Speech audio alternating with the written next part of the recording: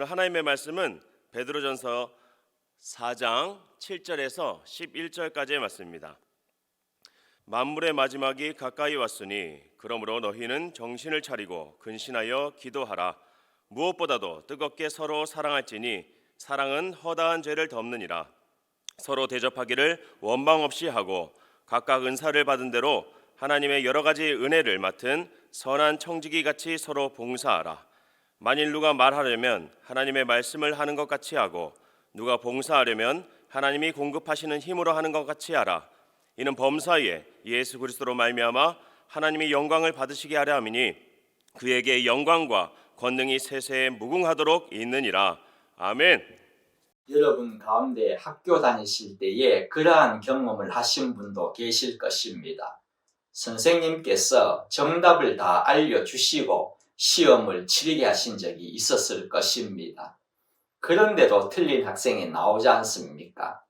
그런 학생은 머리가 나쁘다기보다는 노력을 하지 않았기 때문일 것입니다.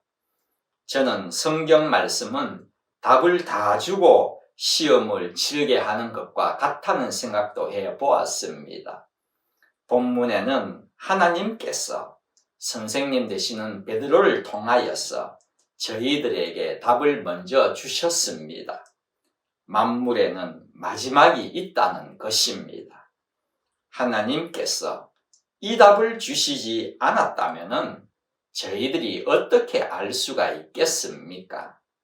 천년만년 살 것 같은 인간은 모두가 죽어가는 것을 보고 종말이 온다는 것은 알 수가 있지만은 인생의 종말뿐만이 아니라 만물의 종말이 있다는 것은 영원이라는 시간대 안에서 이 짧은 인간의 수명으로는 스스로 알 수도 없고 눈치챌 수도 없는 것 아니겠습니까? 만물의 마지막이 가까웠다는 이 말씀을 통하여서 저희들이 첫 번째로 알아야 할 것은 영원하신 분이 존재한다는 것입니다. 영원하신 분만이 만물의 시간의 끝을 낼 수 있기 때문입니다. 영원하지 않다면 만물이 끝나기 전에 먼저 사라져 버릴 수도 있는 것 아닙니까? 모세는 하나님을 나타내기를 영원부터 영원까지 주님은 하나님이십니다 라고 그렇게 고백을 하고 있습니다. 하나님이 영원하시기에 우리는 말씀을 믿고 의지해도 되는 것입니다. 하나님이 영원하지 않으시다면 하신 하나님의 말씀도 영원하지 않다는 말이지 않습니까? 그러면 어느 시점에 말씀의 효력이 끝날 수도 있고 또 그렇게 되면 시시각각으로 변할 수도 있다는 말인데 저희들이 그럴 경우에 어떻게 믿고 따를 수가 있겠습니까? 하나님은 영원하시기에 우리에게는요 영원한 소망이 되시는 것입니다. 만물의 마지막이 가까웠다는 이 말씀을 통하여서 저희들이 알아야 하는 것은 두 번째로 종말이 있기에 하나님의 솜씨의 절정을 볼 수 있다는 것입니다. 이게 무슨 말인가 하면은 인간이 만든 것을 보면서도 아름답고 느끼는 것은 세상에 참 많이 있지 않습니까? 그 예로는 세계에는 아름다운 건축물이 얼마나 많습니까? 사람이 꾸민 정원도 얼마나 많습니까? 헤아릴 수가 없을 것입니다. 이런 것들을 보면서 입이 쩍 벌어질 때도 있지 않습니까?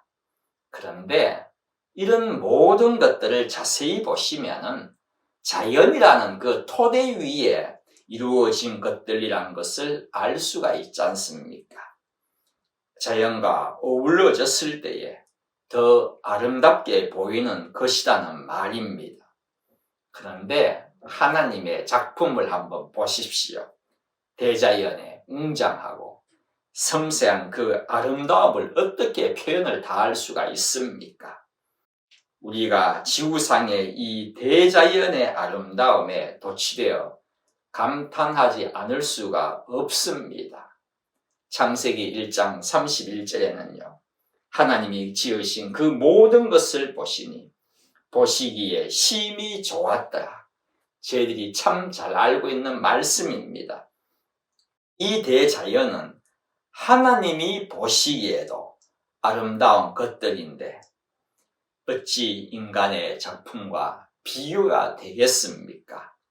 제가 하고 싶은 말은 이렇게도 너무나 아름다운 하나님이 지으신 만물이지만 마지막이 있다는 것입니다. 끝장이 난다는 것입니다. 박살을 내버린다는 것입니다. 하나님이 왜 끝을 내시겠습니까?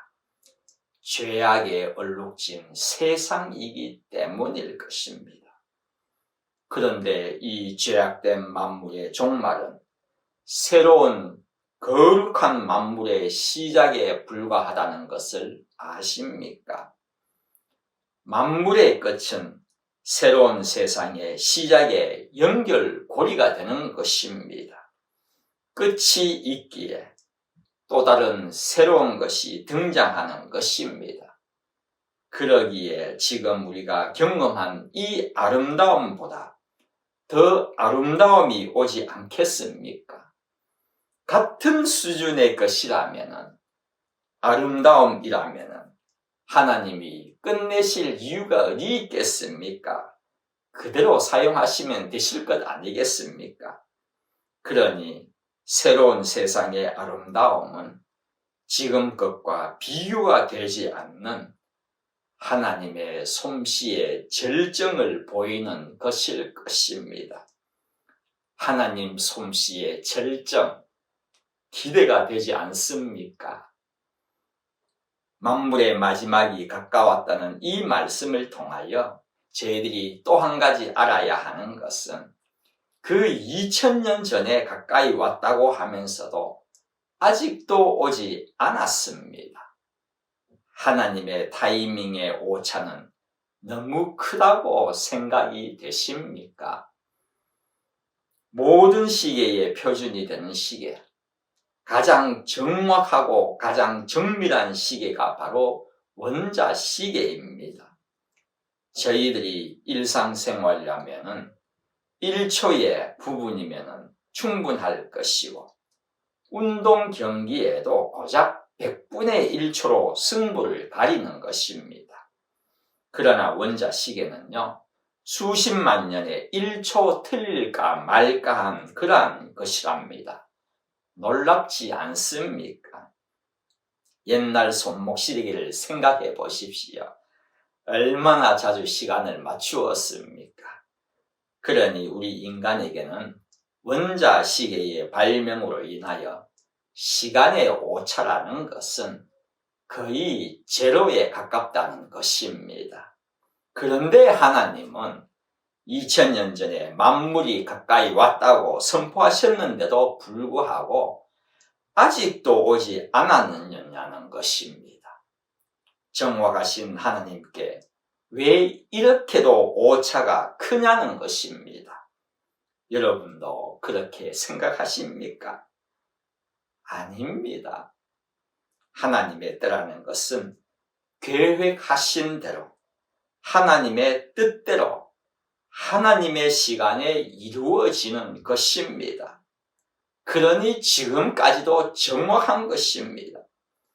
우리에겐 늦게 느껴질지라도 하나님의 시간은 결코 늦은 법이 없는 것입니다. 정해진 그때에 그 시간에 정확히 오는 것이란 말입니다.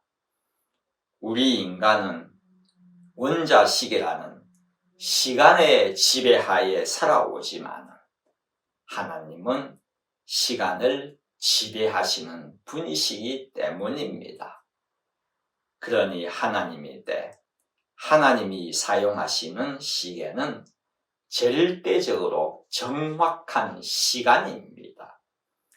베드로는 만물의 마지막이 가까웠으니 기도하고 무엇보다도 뜨겁게 사랑하라고 그렇게 강조하고 있습니다. 우리의 인생은 만물 끝자락에 서 있다는 것입니다. 우리 인생도 끝이라는 것입니다. 한국인 죽기 전에 꼭 해야 할 17가지라는 책이 있습니다. 이 책의 소개에 이렇게 적혀 있습니다. 실제로 죽음 앞에 선 2,000명의 환자를 지켜본 호스피스 전문의가 말하는 아름다운 죽음에 대해 소개한다. 아름다운 죽음을 소개하고 있답니다. 가족의 목숨 걸고 정 많은 한국인이 죽음이라는 커다란 마침표에 섰을 때 하게 되는 후회들은 어떤 것일까? 사랑한다는 말을 많이 했더라면, 누군가를 위해 나눔을 아끼지 않았더라면, 본문 말씀 또 그대로입니다. 사랑하고 대접하고 똑같습니다. 조금만 더 감사하는 마음을 가졌다면, 조금 더 일찍 용서했더라면, 그런 걸 축 적어 놓았습니다. 호스피스 전문의인 저자는 약으로도 처방할 수 없는 환자들의 마음에 귀를 기울인다, 이렇게 적혀 있더라고요. 또 이러한 기사도 저는 보았습니다. 말기암 환자들이 적어놓은, 그러니까 삶을 돌아볼 때 후회스러운 게 뭐냐고 물었더니 크게 3가지를 이야기하더라고요. 하나는 평소에 건강 잘 챙길 것, 후회하는 거죠. 2번째는 자기의 주변의 소중한 사람에게 고마웠다, 사랑한다는 말을 좀 더 자주 할 걸. 3번째는 내가 정말 하고 싶었던 일을 마음껏 해볼 걸.